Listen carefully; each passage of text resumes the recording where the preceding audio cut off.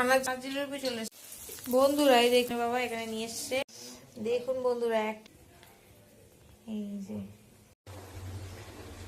নমস্কার বন্ধুরা, দীপিকাস ব্লগে আপনাদের সকলকে জানাই স্বাগত।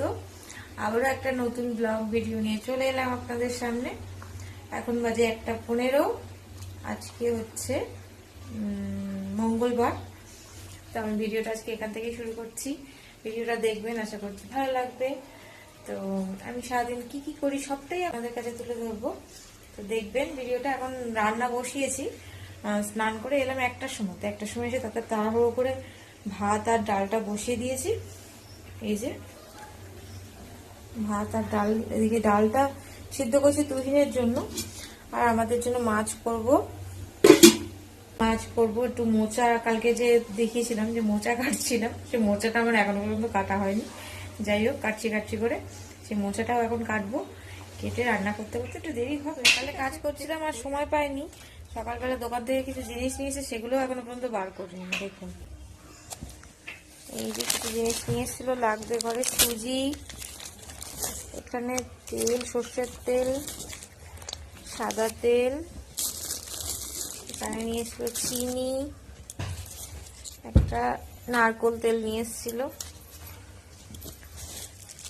ধনে, গোটা ধনে, গোটা জিরে, আর এখানে হচ্ছে ময়দা। ব্যাগ থেকে যে বার করবো আর করা হয়নি, বার করার সময় পাইনি। চলুন রান্নাটা করি।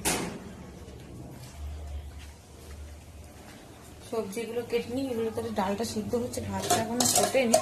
তার আগে আমি সবজিগুলো কেটে নিই ঝটপট। ভাবি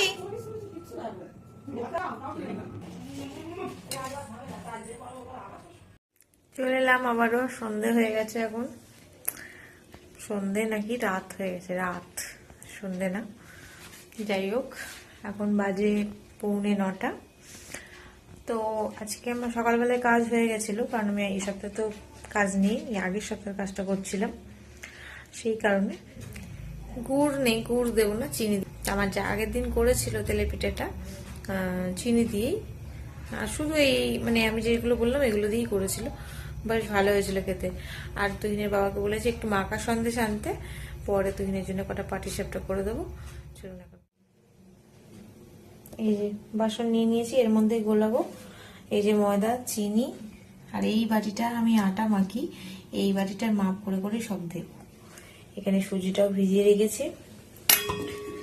আর এই যে দুধটা গরম আছে বলে না একটু দেরি হচ্ছে, দুধটাও অনেকটা ঠান্ডা হয়ে গেছে। চলুন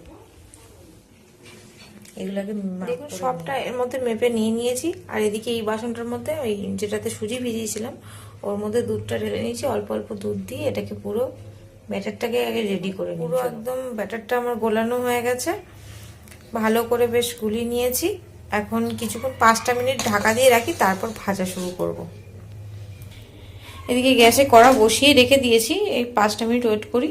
তেলটা এদিকে আমার গরম হয়েছে, এই বাটিটায় মেপে মেপে আমি দিচ্ছি যাতে প্রত্যেকটা একই সাইজের হয়। আর একটা সবে দিয়েছি, এই দেখুন।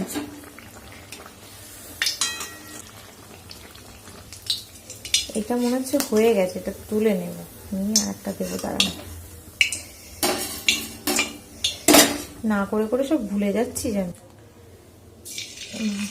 এই যে দেখুন দিচ্ছি।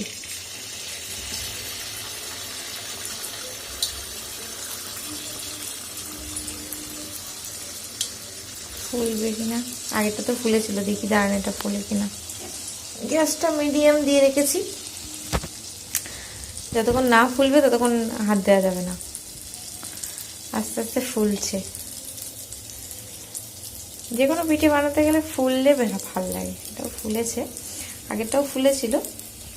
এই যে দেখুন ফুলে উঠেছে। এইবার সাইড থেকে তেলগুলো পিঠের গায়ে দিতে হবে তুলে তুলে।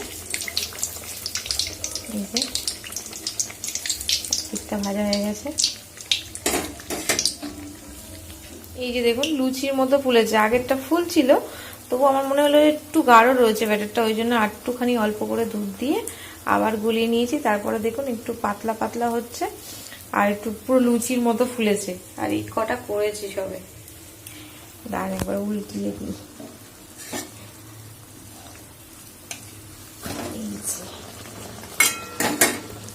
দেখুন সাইডগুলো কি সুন্দর কানা কাটা হচ্ছে, বেশ ভালো হচ্ছে।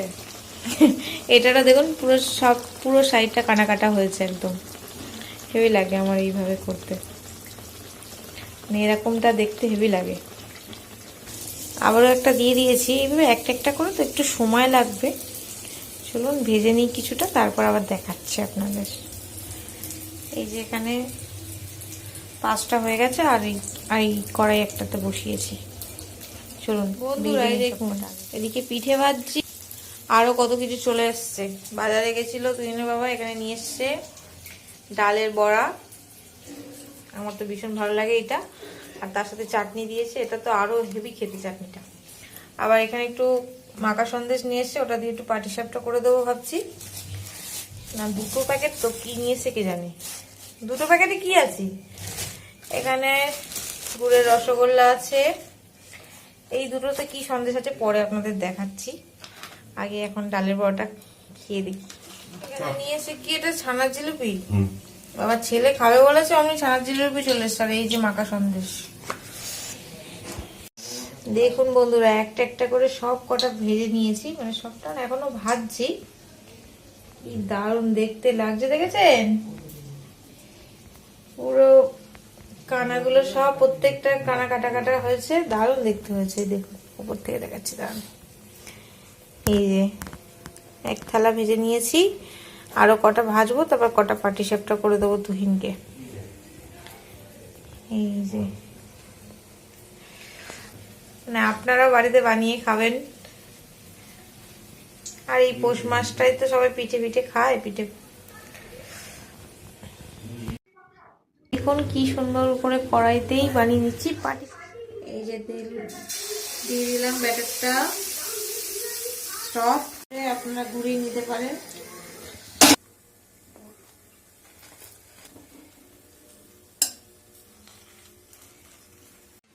এই যে দেখুন বন্ধুরা, তুহিনের জন্য কতগুলো পাটিসাপটা বানিয়ে নিলাম কড়াইতে করে, কারণ ও তো ওই পিঠেটা খায় না, ওই কারণে। হ্যাঁ ওটাও আজকে বানিয়েছি, 2টো খেয়েছে, আগের দিন ও যেটি দিয়েছিল তাও একটা খেয়েছে, আগে তো খেতো না, এখন খাওয়া শুরু করছে আস্তে আস্তে। এই যে দেখুন